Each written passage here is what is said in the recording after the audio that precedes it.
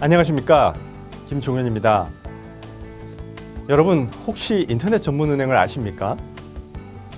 인터넷 전문은행은 말 그대로 우리가 지점에 직접 방문할 필요 없이 언제 어디서든지 PC와 스마트폰만 있으면 모든 금융거래를 할 수 있는 무점포 은행을 말합니다. 인터넷 전문은행은 단순히 지점만 없는 것이 아니라 우리가 요즘 얘기하는 핀테크를 접목해서 기존 은행들이 제공하지 않는 새로운 금융 서비스를 제공한다는 점에서 일반 은행과 크게 다릅니다. 예를 들면 송금자와 수금자를 직접 중개하는 외환송금, 인증 과정을 대폭 생략한 간편송금과 지급결제, 그리고 빅데이터 기반의 새로운 신용평가 기법을 활용한 신용대출 등입니다. 전 세계 최초의 인터넷 전문은행은 지금으로부터 무려 20년 전인 1995년 미국에서 설립된 시큐리티 퍼스트 네트워크 은행입니다. 이후 유럽에서는 1998년 영국 프루덴셜 그룹이 에그뱅크를 만들었고, 이웃나라 일본에서는 2000년에 미쓰이 스미토모 은행과 일본 생명보험 등이 합작하여 재팬넷뱅크를 최초로 만들었습니다. 이처럼 인터넷 전문은행에 관한 한 선진국들은 우리나라보다 최소 15년 이상 앞서 있습니다. 우리나라도 경쟁력이 뒤처져 있는 금융산업을 발전시키기 위해 그동안 여러 번 인터넷 전문은행의 설립이 추진됐었는데요. 그때마다 그 시도가 모두 무산됐습니다. 2001년 국내 대기업과 벤처기업들이 공동 출자하여 인터넷 전문은행을 설립하려고 했지만 금융실명제 등 규제와 대규모 자본 조달에 실패했습니다. 2008년에는 금융위원회가 역시 은행법 개정을 통해 인터넷 전문은행의 설립을 추진했지만 이마저도 여러 가지 이유로 무산됐습니다. 그러나 2015년 12월 금융당국이 최초로 인터넷 전문은행의 설립 인가를 내주면서 우리나라에서도 바야흐로 인터넷 전문은행의 시대가 열렸습니다. 모바일 메신저인 카카오톡을 운영하고 있는 카카오와 우리나라의 금융그룹 중 하나인 한국투자금융지주가 주요 주주로 참여하고 있는 카카오뱅크, 국내 최대 통신사인 KT가 이끌고 있는 K뱅크가 출사표를 던졌습니다. 금융당국은 후속 작업을 통해서 일정한 요건을 갖춘 인터넷 전문은행을 추가로 인가해줄 계획을 갖고 있어 인터넷 전문은행의 수는 앞으로 계속 늘어날 것으로 예상됩니다. 그렇다면 과연 인터넷 전문은행은 지금의 은행 서비스를 어떻게 바꿀까요? 먼저 은행 계좌를 개설하는 절차가 단순해집니다. 지금은 우리가 은행에 계좌를 개설하기 위해서는 지점을 방문하여 은행 직원으로부터 직접 본인 확인을 받고 필요한 서류를 제출해서 심사도 받아야 합니다. 그리고 별 문제가 없으면 계좌를 개설하고 통장과 현금카드를 발급받아 금융거래를 할 수 있습니다. 하지만 인터넷 전문은행에서는 계좌 신청서는 PC나 스마트폰을 이용해서 온라인 방식으로 작성하고 업무 담당자에게 주민등록증이나 운전면허증을 촬영해 보낸 다음 화상통화로 본인임을 확인해 주면 됩니다. 은행 계좌를 개설하는 방식이 지금보다 훨씬 간편해지는 것이죠. 또 돈을 보내는 일도 매우 쉬워집니다.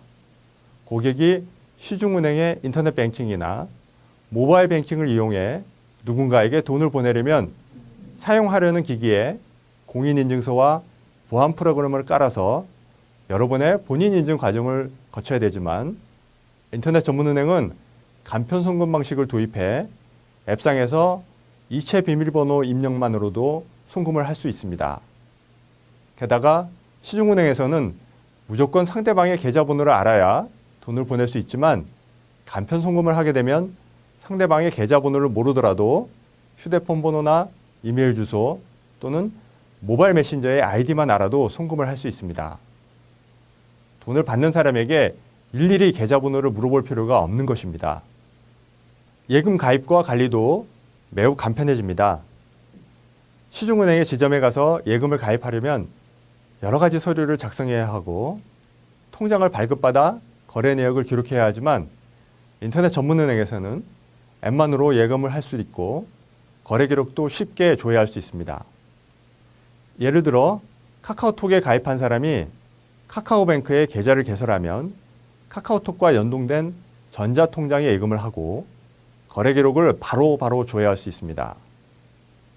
인터넷 전문은행에서는 종이통장이라는 것이 완전히 사라지게 되는 거죠.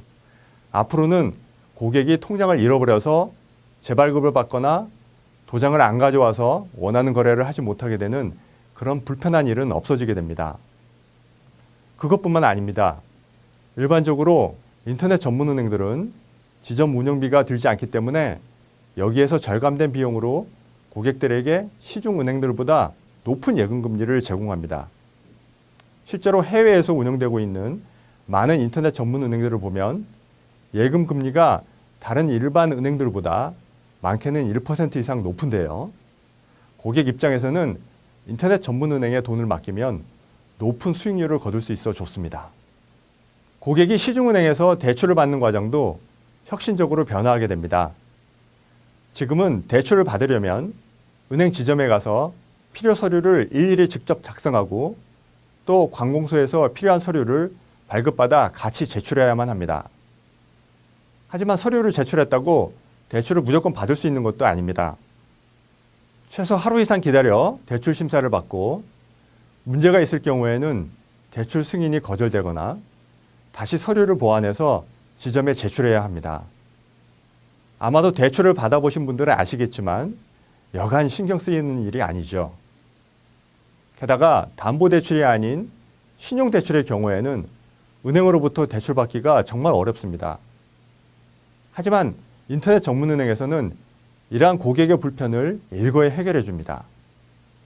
고객은 모바일 기기로 꼭 필요한 개인정보만 입력하여 대출 신청을 하고 인터넷 전문은행은 빅데이터 분석을 통해 정보의 사실 여부를 확인하고 대출을 신청한 고객이 과연 무사히 대출을 상환할 수 있을지를 몇십 분 만에 판별해서 대출 가능 여부를 알려줍니다.